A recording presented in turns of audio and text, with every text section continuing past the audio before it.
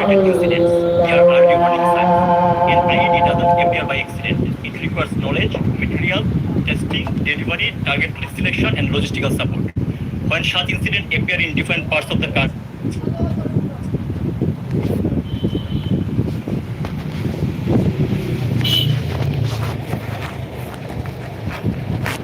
of a vision, and we believed in the vision so deeply that we carried her to a landslide victory, and she did not forget that promise. She took a country that ranked number one in corruption and built it into one of the fastest growing economy on earth. She found a nation beat by bare khamba lamppost without wire and electricity, and built it with wireless innovations. She found a nation where trust funds and foreign aid were looted, where 10% commission to however is a must thing to get a tender or any kind of business in Bangladesh. And she created, from that nation, she created Padma Bridge with her own money. Okay, thank you. She never stopped building for the youth, not once. And late today, she sits in exile because of a conspiracy meticulously designed to turn the youth against her, to use the youth, the very generation she built for as instruments, and dismantle the future. Look at where we stand now. The ranking of Bangladeshi passport is at the lowest point in memory. Our youth cannot travel abroad even for their studies. Inside the country, more than 2 lakh, I repeat the number 2 lakh, students are unable to join their institution, along with more than 3,000 professors, due to having the ideology of progressive Bangladesh, the ideology that Bangabandhu Sheikh Mujibur Rahman gave us. They can't join because supporting Bangladesh Student League. This is going on in Bangladesh. I would like you all to see the condition of the students, what they are going through, their family, and apart from their family, kindly look at the professors and their family. So, I also want to remind you one more thing about police killing. Today is 5th of August, just 2026. 2 years of ouster of our government. 2 years before this day, they celebrated as their victory. But I don't treat this as their victory. This day is especially dedicated to the police, because more than 3,200 police officers were killed in 5th of August 2020 during the July-August terror. And in 5th of August 2024, you can see police's body are hanging upside down in different flyovers. This is not acceptable. Bangladesh police or the first police force who stood beside us during the War of Independence, the first police force who stood beside us fought that.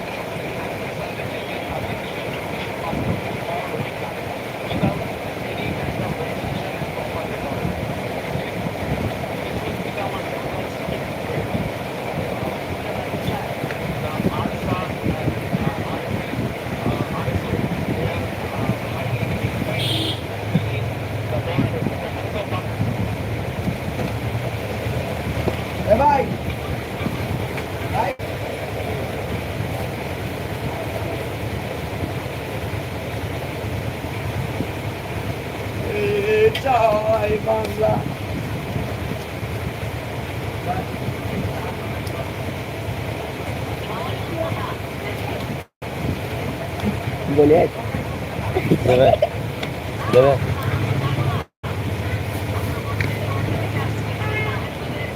leader, yes, bro.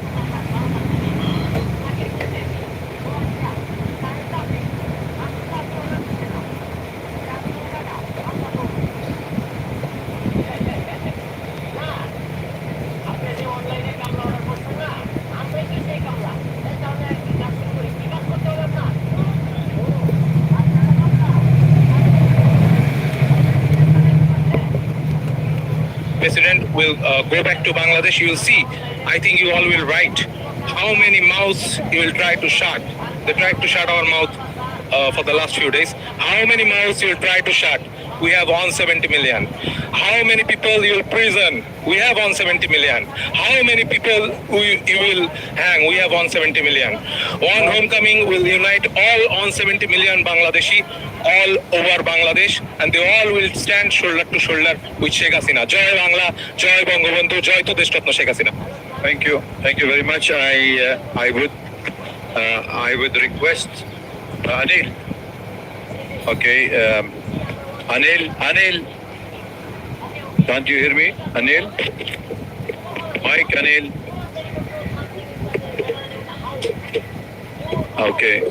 Okay. Can you hear me now? Okay, Anil, I would like that portion of yours to be quiet in that side, please. I want quietness. I don't want disturbance. Now we are reaching to a very crucial moment. Please be quiet, okay? So now I will call Mr. Mahibul Hassan Chaudhry, Chaudhry Nofal, former minister, please to address the gathering. Thank you. Thank you. Distinguished guests, journalists, Honorable President of Foreign Correspondents Club, thank you for the opportunity to address today's esteemed gathering. Today, while we appear before you in New Delhi, our hearts are with the people of Bangladesh. Our leader, President of Bangladesh Awami League, who has served the nation as Prime Minister for 20 years in 4 terms, will address this event. Ladies and gentlemen, today marks 2 years since the violent ouster of our government in Bangladesh. And many of you are aware, a lot has happened over the last 2 years and the months leading to August 2024. When the uprising against our government began, our young people were told violent ouster of a government will lead to a discrimination-free Bangladesh. Instead, the past 2 years have left our country deeply divided and in a state of anarchy and chaos. Hope had been replaced with hate. Dreams have turned into nightmares. Prosperity have been replaced with poverty. Justice have been replaced with revenge. এবার দেখেন সবাই এবার কইছে ঘুম পড়েছিল তো কিছু পড়তে পারিনি আর আমি গালাগালি নেই এখন জয় বাংলা জয় Bangabandhu We urge our citizens, we cannot continue on this divisive and destructive path. It is time we chase unity over division, harmony over hatred, dialogue over confrontation, and justice guided by rule of law, not revenge. Ladies and gentlemen, today, across Bangladesh, millions of our citizens are struggling with high inflation and unemployment. Opportunities for young people are shrinking. Violence against women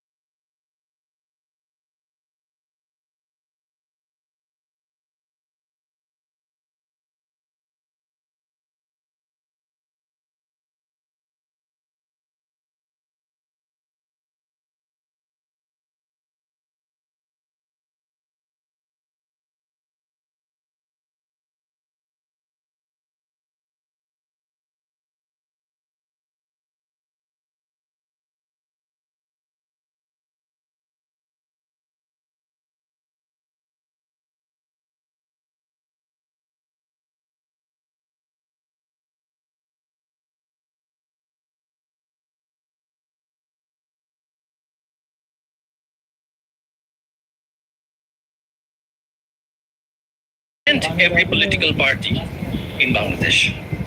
We respectfully call upon every constitutional institution of Bangladesh to uphold their responsibilities with fairness, neutrality, professionalism, and fidelity to the rule of law. To the young people of Bangladesh, we say, your dreams matter, your aspirations matter, your future matters. You deserve a Bangladesh where you can study, work, innovate, and prosper without fear, discrimination, or political division. Ladies and gentlemen, our plea to all the friends of Bangladesh and international stakeholders is that they ought to facilitate an inclusive political atmosphere and not support the extreme elements who are continuing violence in Bangladesh and who are institutionalizing religious extremism in Bangladesh. We find the veiled extremists are people we urge, let us come together, not as opponents, but as one nation. Let us reject the politics of hate and embrace the politics of hope. Let us replace division with unity, fear with confidence, exclusion with participation, and vengeance with justice. And let us see this homecoming of Sheikh Hasina as a chance to heal and hope and not fight and fall. We believe together we can rise again, learn from past and progress into future. But if we don't now, if we don't, grave and worse future awaits us. We cannot let Bangladesh become a failed state. If the extremists and the fanatics are pampered and patronized, this future generation shall suffer for perpetuity. May we stand and heal together and defeat the dark forces. Joy Bangla, Joy Bangla. Thank you very much for your point of view, and I would request Mr. Aminul Haq Polish, if you are still with us, if you can come for 2 minutes only, please. Just 2 minutes, but slow if you can. Otherwise, I have to go to the second speaker. Please, thank you. Am I audible now? Hello?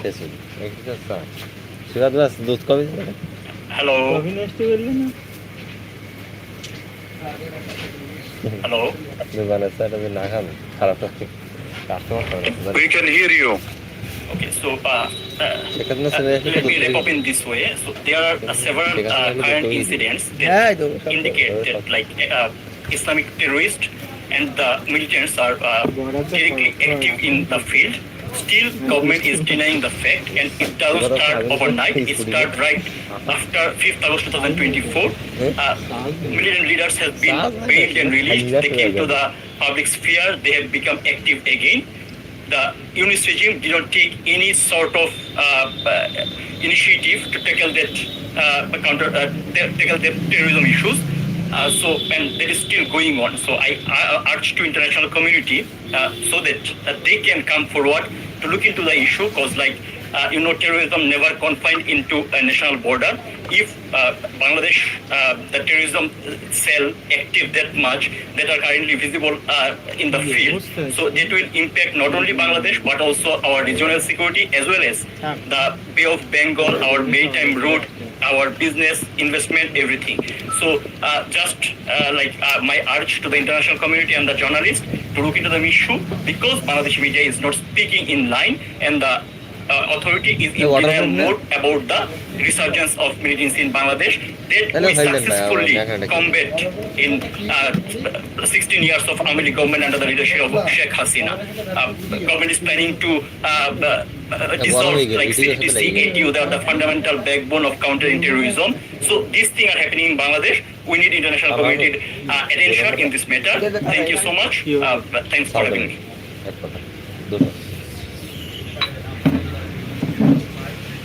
May I now request the key speaker, Mr. Sajib Wajid Joy, former ICT advisor to the Prime Minister of Bangladesh.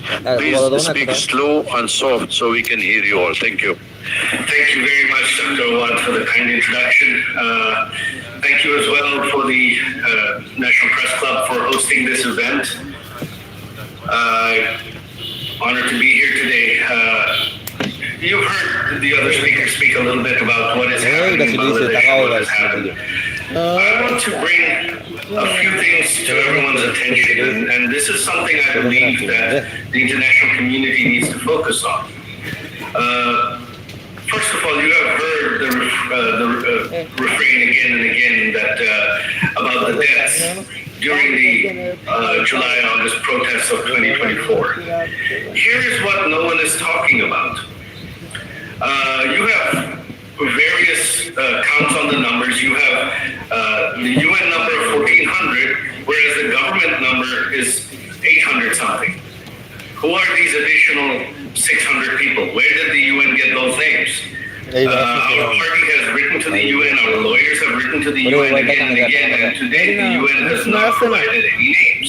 English কি বলবেন ওই English যা বলছি বুঝি The UN only covers a period up to August 15th of 2024. But we know that the deaths continued. And what is most alarming, and this is something that I believe that the press, the international press, should really pay attention to. You see, the Yunus regime, one of the first things they did was pass an ordinance which became law called the Indemnity Bill, indemnifying all the protesters, everyone, blanket immunity, protecting them from any prosecution for any killings. That includes killings of civilians, that includes killings of our party members, and that includes killings of police officers.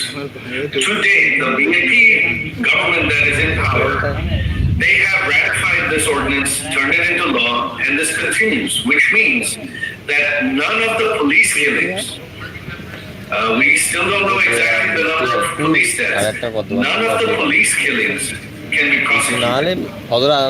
So my question to you is this: are killings okay? Are killings acceptable?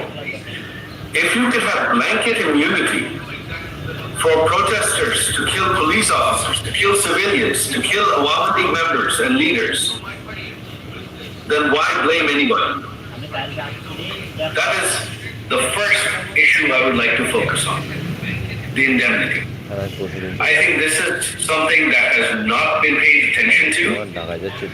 This is unprecedented. How can you have blanket legal protection for killings by anyone, especially killings of police officers? This is unprecedented. This is completely against all human rights, against all norms of decency. Secondly, what you have had since August of 2024, you have had thousands, tens of thousands of people behind bars, which are all now, on one hand, most of them, many of them are Awami League members and leaders. Most of them are being held without any trial, without any due process, without any bail. Many of them are elderly, in their 80s. Their health is failing. Many of them have died in police custody. Not only that, killings in police custody have continued. We have put them up on our websites, on our Facebook pages, full list of names, exactly when, which prison they died, under whose custody. Most of them were young. They had no reason to